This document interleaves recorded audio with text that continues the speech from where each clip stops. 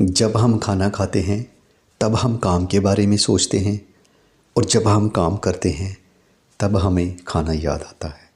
सही मायने में हमें पता ही नहीं है कि हम चाहते क्या हैं, और इसके बारे में हमने कभी सोचा भी नहीं है। हम नदी में बहते उस पानी के पत्ते की तरह हैं, जिसका ना कोई अपना रास्ता है, ना कोई दिशा है, ना ही कोई वजह है। यहाँ नदी ले जाती है, वहाँ चला जाता हूँ। कहने का अभिप्राय है कि हम ज़िंदगी में चाहते क्या हैं, हमारे जीवन का उद्देश्य क्या है, ये हमें पता होना चाहिए।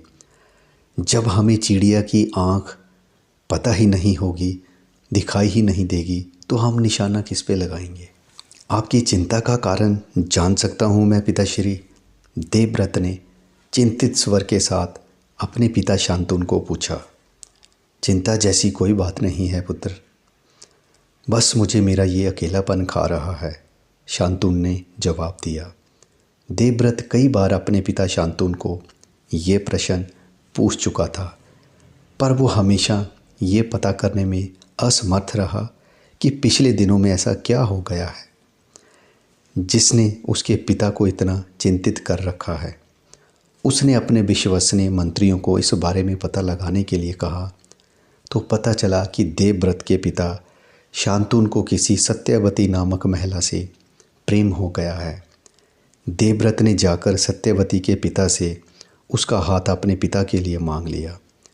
इस प्रस्ताव से सत्यवती के पिता दाशराज खुश तो थे, पर उनकी कुछ शर्तें थीं, जिन्हें देवव्रत ने हंसते हंसते स्वीकार कर लिया। देवव्रत ने 5 तत्वों को साक्षी मानकर प्रतिज्ञा की कि मैं गंगा पुत्र प्रण लेता हूँ कि मैं आजीवन ब्रह्मचार्य व्रत का पालन करूँगा, और जो भी पुत्र मेरे पिता शांतनु व माता सत्यवती को होगा, हस्तिनापुर की राजगद्दी पर वही बैठेगा। मैं कभी भी हस्तिनापुर के साम्राज्य पर अपना अधिकार नहीं जताऊँगा। जैसे ही देवव्रत ने प्रतिज्ञा की, उसी वक्त भविष्यवाणी हुई कि तुम धन्य हो पुत्र, तुम धन्य हो।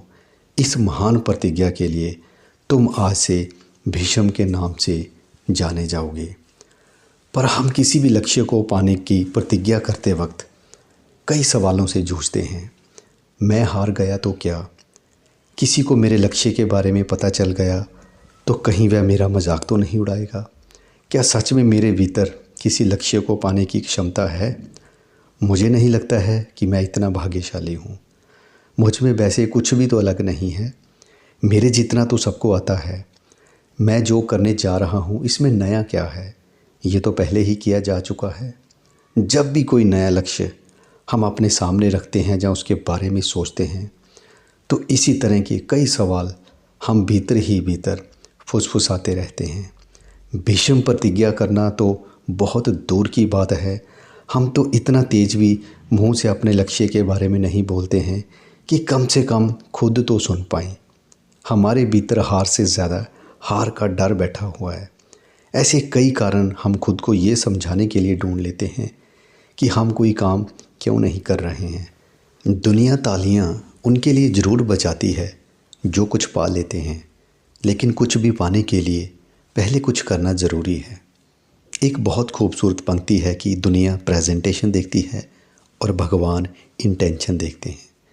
प्रेजेंटेशन का मतलब है अपने से बाहर कार्य करना, जैसे सोशल मीडिया पर न्यू ईयर रेजोल्यूशन बनाना, बड़ी बड़ी बातें करना, ज़रूरत से ज़्यादा दिखावा करना, जहाँ बड़े बड़े बहाने बनाकर किसी काम को टालना। जैसे मुझे अभी कंप्यूटर लैंग्वेज सीखनी थी, पर इस साल तो घर में शादी है। वेट लॉस तो मैं करके ही रहूँगा, पर बाहर ठंड कितनी बढ़ गई है और मुझे डॉक्टर ने साफ कह रखा है कि आपकी बॉडी टेम्परेचर सेंसिटिव है। तो सोच रहा हूँ कि 2 महीने रुक जाता हूँ। इंटेंशन का अर्थ है अपने भीतर कार्य करना, अपनी इच्छा शक्ति मजबूत करना, मुश्किल से मुश्किल स्थिति में भी हिम्मत नहीं हारना और आशावादी नज़रिया रखना। हर सिक्के के 2 पहलू होते हैं। हम कौन सा पहलू देखते हैं, ये हम पर निर्भर करता है। ध्यान रखिए अपने विचार का, क्योंकि वो शब्द बनेगा।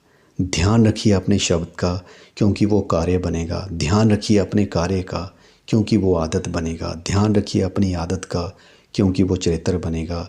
और ध्यान रखिए अपने चरित्र का, क्योंकि वही आपका भाग्य बनेगा।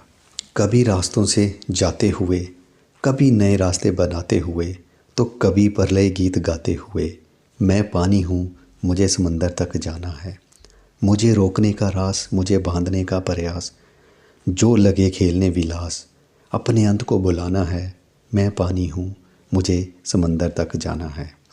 वैसे भी अगर टूटना हो तो ऐसे टूटो कि ज़रे ज़रे में मिल जाओ, और जीतना हो तो ऐसे जीतो कि सारा इतिहास बदल जाओ।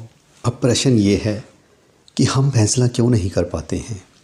लेकिन इसके पहले हमें एक फ़ैसला ज़रूर करना चाहिए कि हम खेल के लिए तैयार नहीं हैं। अगर तब नहीं खेलते हैं तो चिंता की कोई बात नहीं है, खुद को तैयार करें और काबिल बनाएं।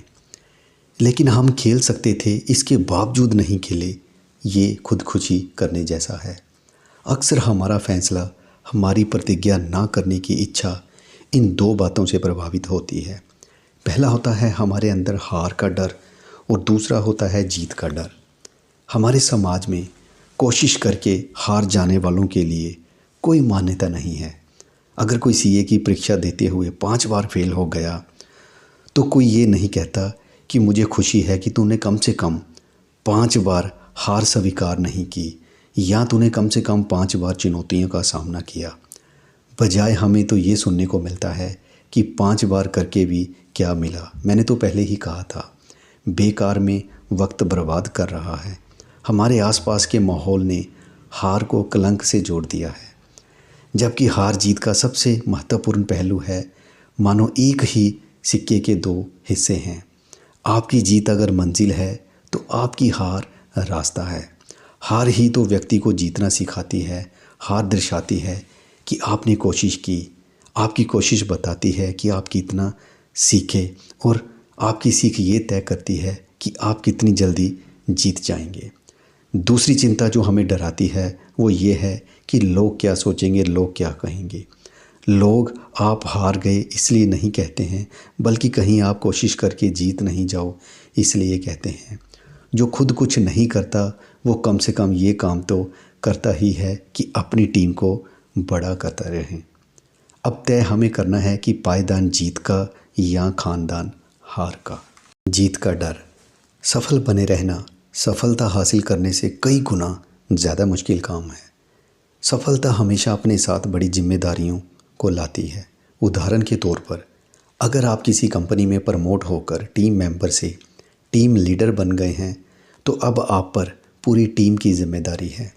इसके लिए आपको और ज़्यादा मेहनत करनी पड़ेगी और ज़्यादा खुद को तैयार करना पड़ेगा ताकि इस नए पद को आप संभाल सकें।